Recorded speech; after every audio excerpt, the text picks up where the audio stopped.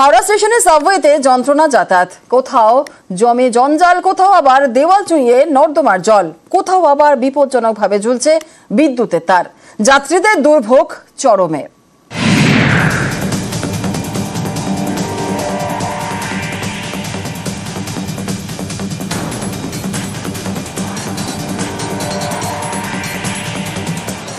এটা হাওড়া স্টেশনের সাবওয়ে, যেখানে সেখানে পড়ে রয়েছে আবর্জনা,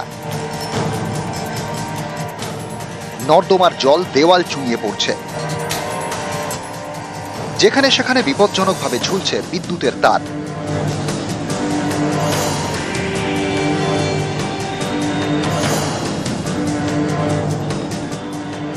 হাওড়া স্টেশন দেশের অন্যতম গুরুত্বপূর্ণ স্টেশন। প্রতিদিন এখানে লক্ষ লক্ষ যাত্রীর ভিড়। এমন একটি স্টেশনে ঢোকা এবং বেরোনোর জন্য সাবওয়ে তৈরি করে কেএমডিএ। বাম আমলে এখন 15টি সাবওয়ে।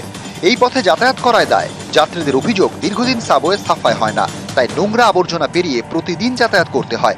এতে দুর্ভোগ চরমে। এত ময়লা চারদিকে পড়ে রয়েছে, প্রচন্ড কষ্ট হচ্ছে আমাদের যাতায়াত করে। কিন্তু আমরা জানি এটা কেএমডি এর জায়গা, কেএমডি পরিচালিত চলছে, কিন্তু কেএমডি কোনো কাজকর্ম করছে না। बहुत तकलीफ होता है, गंदगी के लेके बहुत तकलीफ होता है। हावड़ा स्टेशन जो एरिया है बहुत बड़ा एरिया है, 7 लाख 8 लाख डेली आदमी आता है, लेकिन सफाई का व्यवस्था कुछ नहीं है, शून्य है। केएमडी कुछ ध्यान नहीं देता है सफाई का। অ্যাকচুয়ালি রেলের সাথে আমরা কেএমডি কনস্ট্রাকশন করে রেলের হাতে দিয়ে দিয়েছি। মেনটেনেন্সটা রেলের, কারণ সব সাবওয়েগুলো দিয়ে স্টেশনে পৌঁছতে হয়।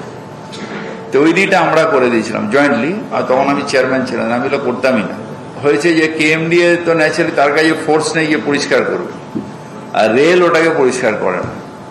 আমি দেখছি ওগুলো রেলকে চিঠি দেবো। এ নিয়ে রেল কিছু বলতে চায়নি, তবে জানা গিয়েছে হাওড়া স্টেশনের সাবওয়ে পরিষ্কার পরিচ্ছন্ন রাখার দায়িত্ব কেএমডি এর। দীর্ঘদিন ধরে আবর্জনা পড়ে থাকা, অন্যদিকে যে বিদ্যুতের তার সেগুলিও অসুরক্ষিতভাবে বিভিন্ন জায়গায় রয়েছে, বিভিন্ন দেওয়াল দিয়ে চুয়ে চুয়ে পড়ছে বাইরের একাধিক বাথরুমের জল, আর তা নিয়েই কয়েক লক্ষ মানুষকে যাতায়াত করতে হয় এই সাবওয়ে দিয়েই। তারপরেও হুঁশ নেই কেএমডি এর, অভিযোগটা স্থানীয় যাত্রীদেরই। ক্যামেরা রাজু ভুইয়ার সঙ্গে দেবাতি চক্রবর্তী, নিউজ 18 বাংলা, হাওড়া। কোনো ঘরে ছাদ থেকে খসে পড়ছে চাঙর, কোনো ঘরে জানলা ভাঙা। রাজারহাটের প্রাইমারি স্কুলে পদে পদে বিপদ, তাই দুটো ঘরে ক্লাসই হয় না, আর বাকি 4টে ঘরে কোনো রকমে 6টা ক্লাসের পড়াশোনা। স্কুলে কমছে পড়ুয়া।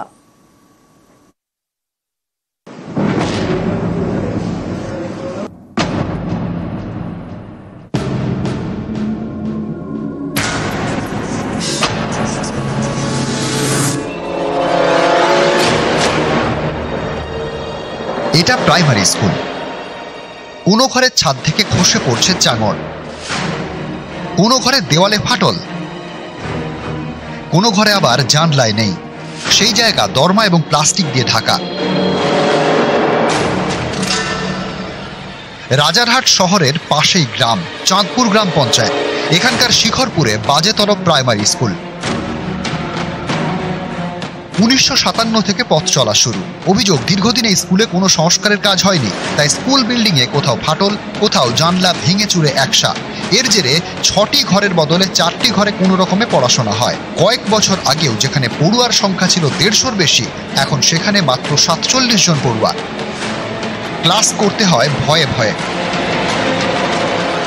আমরা যখন লিখি তখন উপর থেকে ইটগুলো ভেঙে ভেঙে আমাদের গায়ে এসে পড়ে, লিখতে অসুবিধা হয়। হ্যাঁ, ভয় লাগে। মাস্টারমশাই যখন বাচ্চাদের পড়ায়, কখন কার মাথায় একটা করে চাঙড় পড়বে। একদিন তো আমাদের হেডমাস্টারমশাই মাথার পাশ দিয়ে চাঙড়টা পড়ে গেল। আমরা তো আতঙ্কে থাকি সারাদিন। বেহাল প্রাইমারি স্কুল, বর্ষার সময় দুর্ভোগ বাড়ে। অভিযোগ, স্কুলে জল ঢোকে। এর সমাধানে ব্লক প্রশাসনের দ্বারস্থ হয়েছে স্কুল কর্তৃপক্ষ। আমাদেরও সবারই সমস্যা, কারণ বিল্ডিংটা তো অনেক পুরানো, তো সব দিক থেকেই ভেঙে পড়েছে, সবারই অসুবিধা হচ্ছে। এখন সেগুলো অ্যাডজাস্ট করে আমাদের করতে হচ্ছে, চালাতে হচ্ছে। ওগুলো রিপেয়ারিং করার মতো পরিস্থিতিতে নেই যে ওগুলো রিপেয়ার করা যাবে, কারণ ওগুলো সব উই পোকাতে খেয়ে নিয়েছে, জলে জমে জলে ভিজে সব নষ্ট হয়ে গেছে। এটা স্কুল এডুকেশন ডিপার্টমেন্ট কাছে পাঠানো হয়েছে, ডিআই সাহেবের কাছে। ওনারা ফান্ডের যদি বরাদ্দ করতে পারেন তাহলে সেটা রিপেয়ারিং এর কাজ করা যাবে। টেম্পোরারি আমরা কোনো ক্লাসরুম করে দেবো সেই প্রভিশনও নেই।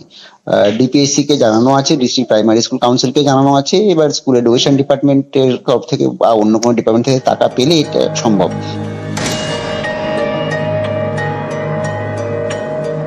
আশ্বাস পেয়েছিল, কিন্তু সেই আশ্বাসে কাজ হয়নি।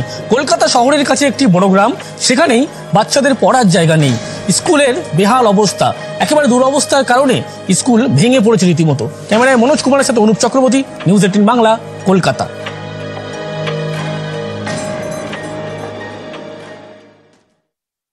দিন কয়েক আগে মালদার মোথাবাড়িতে অশান্তি, আর এই ঘটনায় হস্তক্ষেপ করে কলকাতা হাইকোর্ট।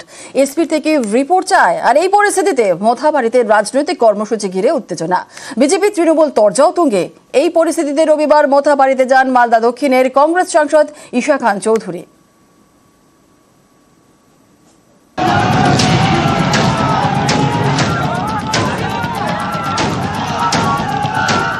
পুলিশ জিহাদি পুলিশে পরিণত হয়েছে। আমরা এই পুলিশকে উপযুক্ত শিক্ষা দেব। আমাদের আন্দোলন চলবে, আগামী দিনেও আমরা আন্দোলন করব। সুকান্ত মজুমদার একজন বহিরাগত, সে মোথাবাড়ি বিধানসভার কেউ নয়। উনি কি গরমে আবার ঘি ঢালার চেষ্টা করছিলেন? কয়েকদিন আগে অশান্ত হয় মালদার মোথাবাড়ি। গত বৃহস্পতিবার একটি মিছিল থেকে বেশ কয়েকটি বাড়ি, গাড়ি এবং দোকানে হামলা চলে, ভাঙচুরও করা হয়।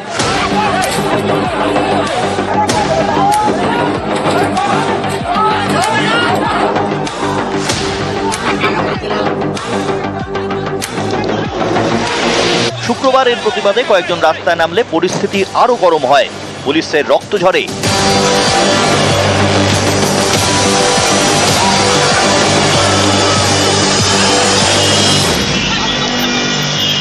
দুই ক্ষেত্রেই কড়া অবস্থান নেয় পুলিশ।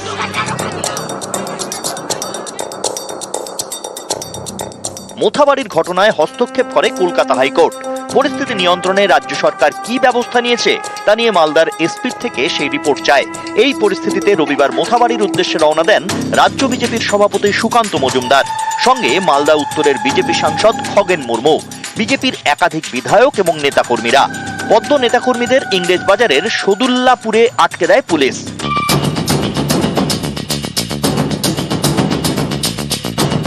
ইংরেজবাজারের সদুল্লাপুর মোড় থেকে রাস্তা গিয়েছে মোথাবাড়ির দিকে।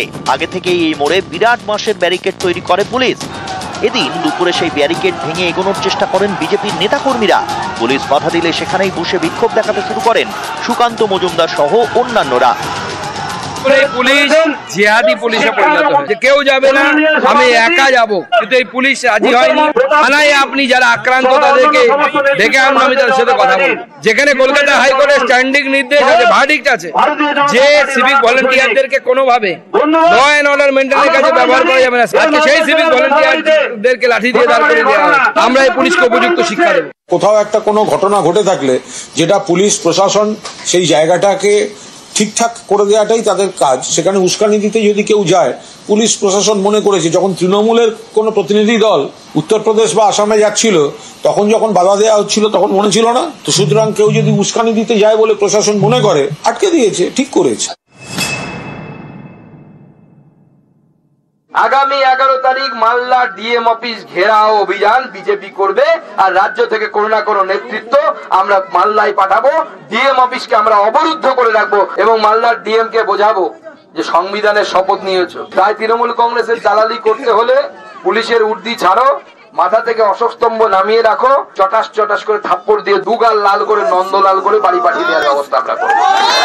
11 তারিখ মালদার ডিএম অফিস ঘেরাওয়ের ডাক দিয়েছেন। গণতান্ত্রিক দেশ, তাদের এজেন্ডা থাকতে পারে, তারা করতেই পারে, সেটা পুলিশ প্রশাসন দেখছে যে ওনারা কিভাবে ওটাকে ট্যাকল করবেন, কি করবেন, এটা ওনাদের।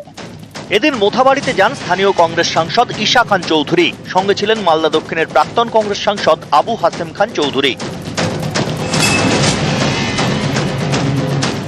যে বিজেপি মজুমদার সাহেব, ওদের প্রেসিডেন্ট এবং মন্ত্রী, একটা কেন্দ্র সরকারের মন্ত্রী, এইভাবে যেভাবে কথা বলছে, বিবেক সৃষ্টির কথা বলছে, আজকে আমি অবাক হয়ে গেলাম। এটা তো ঠিক না। আপনি আসবেন, আপনি মিল আর শান্তির কথা বলবেন, একবারও বলেনি কেন?